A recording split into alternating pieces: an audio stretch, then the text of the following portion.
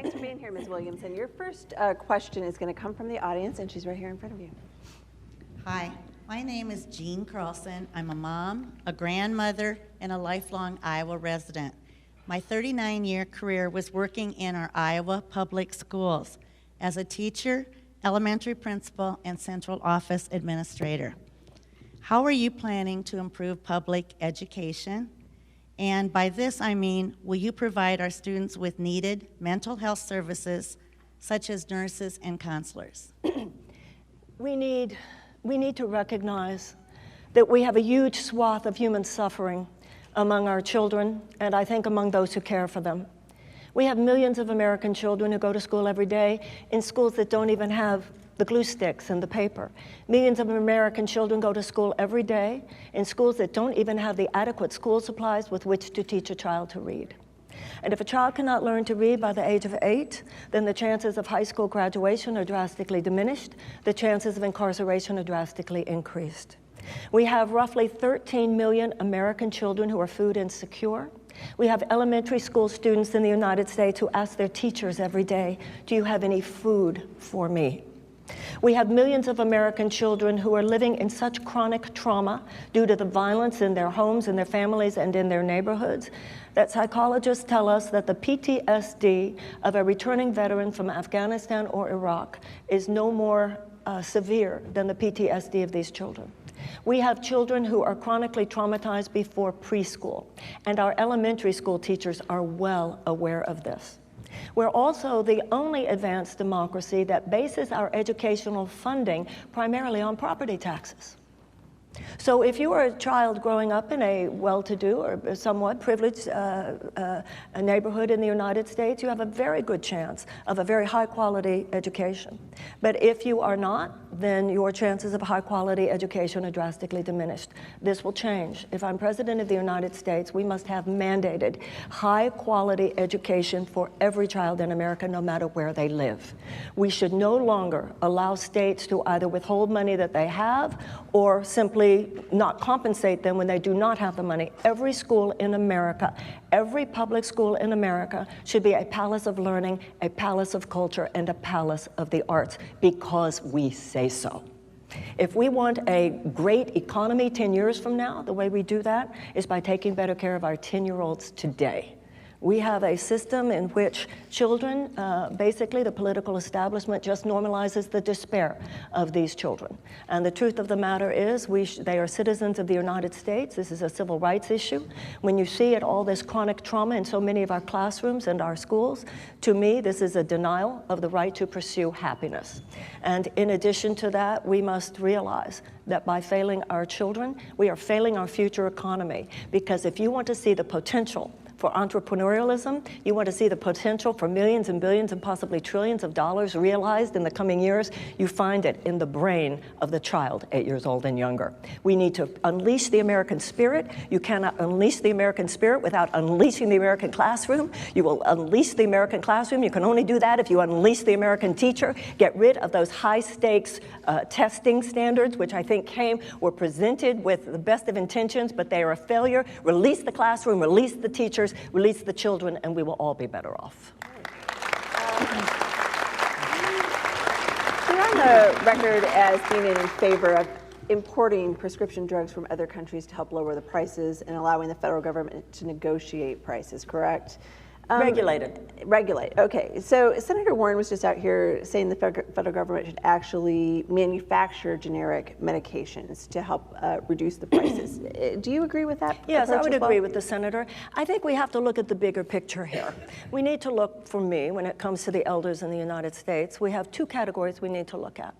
We need to look at threats, and we need to look at opportunities. When it comes to threats, the greatest threat to the well-being of the American senior is corporate greed. And mainly corporate greed on the part of pharmaceutical companies, big pharmaceutical companies, when they behave in predatory ways. The fact that the United States government, now let's be clear what has happened here.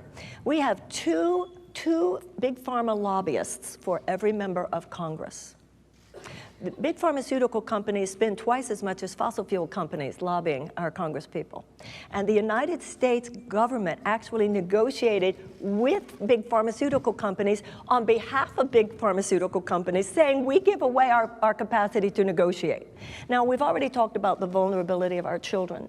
The two populations in the United States which are the most hurt by and the most threatened by this corporate greed have to do with our children and have to do with our seniors. So absolutely, we have to ask ourselves as a generation, who is the government working for? These are people, seniors by definition are people who worked, they are people who raised children, they are people who contributed to this society. And it's not only that the government should be protecting them from the greed and the predatory nature of big pharmaceutical or any other corporate entities as they age, the government should actually be going further than that to reward people who I know, being 67 years old myself, have entered the third chapter of our lives and have more to give. We have more to give. You know, Ralph Waldo Emerson said, as I age, my beauty steals inward. And so much power, as it's an amazing thing, but all of us who are a certain age know it. A certain kind of physical power decreases, but there's an internal power of wisdom, for instance, that increases. I read an article once that fascinated me about the brain of a senior. And it was all these fascinating, brilliant, amazing scientists from some of the most prestigious academic institutions in North America, neurologists, all kinds of psychological and neurological experts who were studying what happens in the brain of a person as we get older. And they were studying memory loss. And what this article was in the New York Times, and what it was saying was that some memory loss is clearly devolutionary. We all know that. But that there are other kinds of memory loss which are actually evolutionary. That the brain gets to a point where it recognizes patterns, so it does a data dump. That's why at a certain age, let's say we're talking to a younger woman, and she's telling us about something in her marriage or something, and we can say, trust me, he'll be back, or trust me, he's not going to call. Why do we know that? We've been there. We've been through it enough. We don't need any more data. We don't need any more evidence. We know. There is so much potential in our society. I think there are so many seniors in our society, they're retired, but they have so much to give. There is so much mentoring that could be done. There is so much foster grandparenting could be done. The government could work far more assiduously with things like Big Brothers and Big Sisters, with YMCAs, et cetera, in order not only, like I said, to deal with the threats to the seniors, but also the profound opportunities, not only to seniors, but to our society in allowing ways that we can be used and we can be even more helpful than we could have been when we were 30 years old and didn't know anything in comparison. Your campaign website says, and I want to read this correctly, universal health care should be seen as the most natural thing in the world. Do you get there by having an option to buy a Medicare-like policy, or do you get there by Medicare for all? I believe that the option is the best. You know, I want to be an agent of change. I don't want to be an agent of chaos. And I'm afraid if we go in there with things like Medicare for all, get rid of private insurance right away, et cetera, I'm afraid the brakes are going to lock. And I believe that if we have the Medicare option, added to the Obamacare exchange, you expand the roles, you expand so that there's dental. I can't tell you, in ways that I did not expect before this campaign. I didn't know how many people in this society, although I should have, people who say, could I get dental care? Dental care, eye care, everything that would allow for greater possibility. And of course, we should scrap the cap on Social Security. There are so many ways that we can amply provide the money, if this is the intention of our society, to actually have a government that is for the people. Americans are spending a lot of energy talking about how to care for sick people, but we don't hear a lot of attention, at least among the political class, to how to keep them well. What is your plan for and how far would you go to have health plans cover physical fitness, wellness plans like yoga, meditation, and homeopathic treatment? I've made it very clear that when I think of health care, as I said in the first debate, most of what we have in the United States is a sickness care system rather than a health care system. You can't just take medicine, you have to cultivate health. And as we get older, this is even more true. When I was younger, I did yoga to look good. I do it now to stay alive. and stay healthy. So we all know this. So even more attention needs to be given in terms of our bones, osteoporosis, or heart disease, diet, all of these things. We have a much higher level of chronic illness in our country compared to other countries, and this only increases as we get older. So absolutely, for all age groups, our healthcare system should have much more to do with aid to preventative, to exercise, to diet, and of course, we need to deal with the fact, just like government should be advocating for the people as opposed to advocating for short-term profits for huge multinational corporate entities, we need to deal with how much toxins, how much carcinogens, how many horrifying elements are allowed in our food because of chemical policies, because of food policies, because of agricultural policies, because of environmental policies. Just yesterday, there was the final decision having to do with chlorpyrifos, I believe is the name of a pesticide that every single scientist within the Obama administration had voted to permanently ban because of the damage that we know it does to a developing child's brain. And even though they had banned it, so after the Dow Chemical, which paid $1 million to the Trump inaugural, secret meeting in a Houston hotel room, my hometown, between the first EPA director of this administration, which is an oil company executive. He has a secret meeting with Dow Chemical. They overturned the ban. So they banned it on household products, but they didn't ban it for agricultural use. There are pesticides. There are that we absolutely know harm us. These things need to stop. Many younger Americans aren't depending upon Social Security when they reach retirement age. How do you shore up the system? I believe that we should remove the cap. You know, something might not affect you, but it affects Americans. We need to become more patriotic as Americans, and that includes economic patriotism. So if you were to say to me, why should the cap be removed on Social Security for me? I'll probably never need it, or it will never affect anyone in my family. We need to remember that we're all in this together. And as Martin Luther King said, injustice anywhere it affects justice everywhere.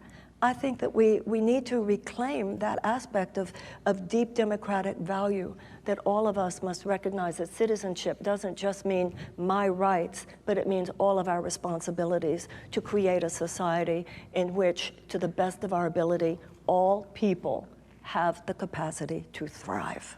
Do you have other ideas for incentivizing a program that might be run by the government as proposed by former Iowa Senator Tom Harkin that would include an individual's contribution, their employer's contribution, and then this benefit would be portable? Is that too much to ask of the government? No, it is not too much to ask. It is absolutely. Let's remember what an elder is. It is someone who already spent years contributing. By definition, and I feel this particularly for women, when you look at how much less Social Security women get than men, well, men might have been in the workplace, but any woman who's raised a child, that's a workplace. The home is a workplace. So I absolutely do not. I think that we have been trained in our society over the last few decades to expect too little from our government. We have allowed this to happen. The average citizen in the United States is in a position of pretty please in the richest country in the world. Pretty please, can I just maybe get enough support so that I can retire with dignity? What has happened to this country? And when I was growing up, the American corporation was expected to care. The American corporation was expected to care if someone could retire with dignity. And ever since this whole trickle-down economic illusion, and ever since the 1980s, it's all we're supposed to care about is fiduciary responsibility to stockholders, even if that's at the expense of the rest of Americans, all of which are stakeholders, workers, community, environment, and unfortunately, this has corrupted our government. It has hijacked our value system, and too often our government now works to advocate for the short-term profits of these multinationals, including Big Pharma, as opposed to advocacy for we the people. And that is the revolution in consciousness that must occur now. The founders placed the power in we the people. We need to reclaim it now and remember what this country was based on. The Affordable Care Act as originally envisioned, would have helped people pay for long-term care, such as nursing home care. It might be $100,000 for someone at the end of their life. But it was too expensive. Too expensive? Yeah, it was too expensive for the federal government for the original Affordable Care Act. So would you include the cost of long-term care in your expansion with the public option? And how do you pay for it? Absolutely, I would. And I also believe that all of us have to question comments like that. Too expensive. Meanwhile, they're passing a 2017 tax cut, $2 trillion tax cut, where 83 cents of every dollar goes to the very richest among us and the very richest corporations. And then they tell us it's too expensive. It wasn't too expensive then, and it's not too expensive now. The expense we are paying, you know, what is expense? There's the monetary expense, and then there's the expense of watching our people suffer. Americans 60 years and older, 25% are living in poverty or near poverty. 60% are living in debt or near debt. The question is, do we owe people anything? And I believe we do, particularly people who spent years raising families, working in the workplace. And then we treat them like they're dispensable because they're no longer of utilitarian use to a capitalist system that has forgotten its soul. No, that's not okay with me. Speaking of expensive, you come from California, although you've recently moved to Iowa. I come from Houston, Texas, actually, but I lived in California, New York, and I'm here now. Exactly. Yeah. But real estate prices are through the roof in California. What's your view of the role of the federal government in dealing with housing accessibility, be it rent or accessibility for older Americans who might need an assisted living facility, but those places are exorbitantly expensive? Yes. Well, there are two things I want to say. First of all, the difference between affordable housing and low-cost housing. So there are other candidates which have been addressing the issue of affordable housing, but we need to remember how many Americans, millions and millions of Americans, would have to work 144 hours a week just to be able to afford a modest two-bedroom apartment. The other thing I want to say, though, is that this, you know, everybody says it's a housing crisis. No, it's not. It's a poverty crisis. And the same system which has helped to create the poverty crisis calls it a housing crisis because it doesn't want to be so obvious that it's a poverty crisis, because then we'd ask, well, what have you guys been doing that there's so much poverty? And so now we're to ask the same system that created the poverty crisis to solve the housing crisis. How foolish do they think we are? And that is why we need a complete rethinking of what government owes the people of the United States. A lot of people criticize millennials these days for still living with their parents. Criticizes them? Criticizes them. I think a lot of them would rather be elsewhere. But in a lot of cultures... That's called need, not desire. In a lot of cultures, though, families of multiple generations do live together, and it is one way of dealing with elder care. Is that something that you would encourage, a trend? First of all, those are private decisions, and people should do what they want to do. If someone doesn't have to live with their parents, but chooses to live with their parents because they want to be there to help with their grandparents, I go, wow, that's really beautiful. But my impression is that's not what's happening in most of the cases where these younger people are going back home to live with their parents. I don't think it's the government's role to tell people what their desires should be, but I believe it's government's role to, in every way possible, uncap the dreams of people so that they can live their desires. And I also think that there is a cultural and emotional change which has to happen in this country, which has to do with greater respect for each other, for our parents, for our children, for our grandparents. That shouldn't have to necessitate living in the same house if someone doesn't want it to, So I certainly believe that we all need to take greater responsibility on ways that have nothing to do with government, for the realization that hundreds of years ago, grandparents would be living in the home, and their place in society was unquestioned. Their value to their younger children who were married and their value to their grandchildren was unquestioned. I think that's where a lot of sickness comes from. That's where a lot of debilitation comes from. People feeling, like, what's the use of me? When in fact, there's so much, not only that we still can do, there's so much as we age that we can do better than we used to be able able to do it. So whether it has to do with providing more community care with community centers, government doing more networking with things like Big Brothers, Big Sisters, there are so many things we can do to actually, including, by the way, I want a national service system, not mandatory, but I want there to be a way that everyone between the age of 18 and 26 could spend a year, a far expanded AmeriCorps, Peace Corps type thing, giving a year to your country in a way that you could be of great value.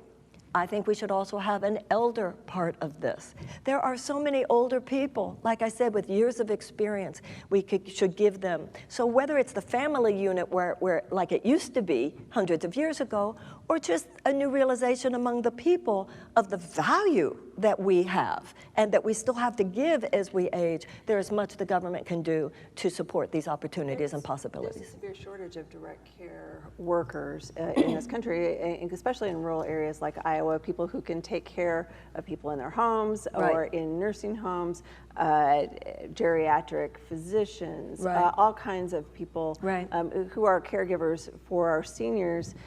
Would you include a direct care component of your national service possibly? That's great, but also we need tax incentives and tax release. I can't tell you how many people have come up to me and said, I am a home care worker, so I'm working for an older person, and my shift is over at 5 o'clock. But they're in the bathtub. I can't leave them. They need me for at least another hour. That person should receive overtime. It should be mandated that that person receive overtime. And I also believe not only when the home care worker is a professional, but also a family member. And that's why I support the Family Medical Leave Act, which includes not only the compensation for people who stay home with newly born children, but also people who are staying home with elder family members. This series has been going on for multiple days. One of the previous candidates on the stage in Bettendorf suggested that government should be more intentional about the Americans with Disabilities Act, mentioned how sidewalks need to be reconstructed or even constructed in some areas. How would you envision making sure that the Americans with Disabilities Act truly does serve America's disabled? The American Disabilities Act is a very good act, and it does need to be updated. And another part of that act which needs to be updated, which includes not only elder Americans, but it also has to do with intellectual impairment. So yes, there is absolutely a need to revisit that act and to expand it so that all those who are not dealing with every aspect of what might be considered optimum, but which more and more in our society we are realizing doesn't have to be considered as less optimum, it's just different. And we have to cater to people where they are. A Supreme Court ruling in 2009 here in Iowa made it more difficult for anyone to successfully sue their employer for age discrimination. We've seen more recent reporting that age discrimination is a lot more rampant than people may realize, although people who are over 50 and have tried to get a job realize it. So what would you do as president to make sure that people, especially over age 40, have opportunity in the workplace? We absolutely have to strengthen the law. And we have to make, not only do we have to make, sometimes it's not just an issue of whether or not a law exists, but whether or not a law is easily executed. So there are a lot of people who you might say, I know that I was discriminated against because of my age. Somebody else might say, well, they can't do that. But that doesn't mean the person has an easy time knowing where to go, knowing what to do. There are so many ways, particularly with large corporations, where loopholes are created which give people the opportunity to discriminate. We have come in our society to a much greater realization of how this applies to women. We have come in our society to a greater realization of how it applies to people of color. Now and we're getting there to a far greater realization how it applies to the LGBTQ community. And now we need a much greater realization of how it applies to people over the age of 60. I believe this may be the last question. Thank you. You have candidates in this race who said, we're going to cure cancer. You've had candidates in this race who said, we need to cure Alzheimer's within the next 6 years. How do you do that? Well, when it comes to curing disease, a lot of that has to do with money. A lot of that has to do with how many scientists they're able to hire. A lot of that has to do with how many tests they are able to carry out. This is what government funding should be about. We are living, for instance, in this in this administration. The president has proposed billions of cuts to the Centers for Disease Control, billions of cuts to the FDA, billions of cuts to the National Institute of Health. These things should be beefed up. They should not only be protected against diminishment, they should be beefed up. And if I'm president, they will be. Thank you for answering for our questions. We'll give you about 30 seconds to wrap up. I think, as I said before, that because I'm 67, and you know, it's interesting, we have quite a few of the candidates in this race who are demonstrative and representative of the fact that clearly, as we get older, we're just getting better. But one shouldn't have to be a star politician to have the right and the space and the opportunity to spread your wings ever further as you get older. It's been a blind spot in our society. It's been a blind spot because we have allowed this obsession with corporate profits not only to corrupt our government, but to hijack our value system. And any society that loses a basic value like respect for the elder is a society that is eroding at its core somewhere. And I believe that governmental policy should be aligned with our deeper values. It is a deep human value. I saw with the death of my own parents, but particularly my mother, I saw how she was shoved aside by a system. And it wasn't in her case lack of money, it was just how the system existed. And I swore that if I was ever in the opportunity, in the name and in the memory of my mother, that would be different if I ever had the power. Thank you so much. Thank you so much. Thank you. Thank you. Thank you so much. Thank you for having me. Thank you.